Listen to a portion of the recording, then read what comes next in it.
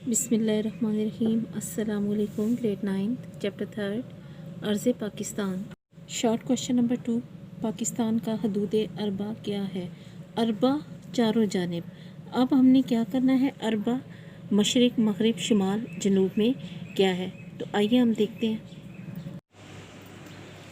हदूद अरबा चारों जानिब। शुमाल में क्या है? जनूब में क्या है?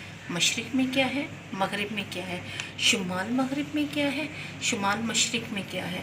आप इस आंसर में पाकिस्तान का मैप भी ड्रॉ कर सकते हैं। ये देखें जैसे कि मैंने किया है।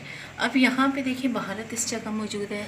चीन को देखें, हमारे जम्मू कश्मीर को देखें, आपको नज़र आ रहा होगा अफ़गानिस्तान, ईरान, साहिली पट्टी। ग्रेड 9 सवाल नंबर 2, पाकिस्तान का हदूद अरबा क्या है?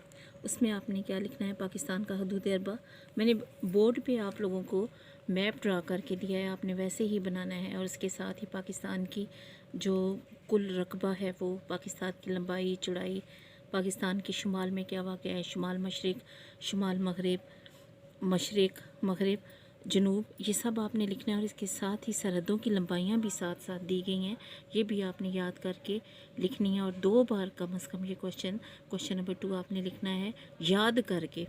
मुझे उम्मीद है कि आपको इंशाल्लाह बहुत अच्छे से याद होगा। आपका काम चेक किया जाएगा और काम आपने नीट नोटबुक्स पे करना है।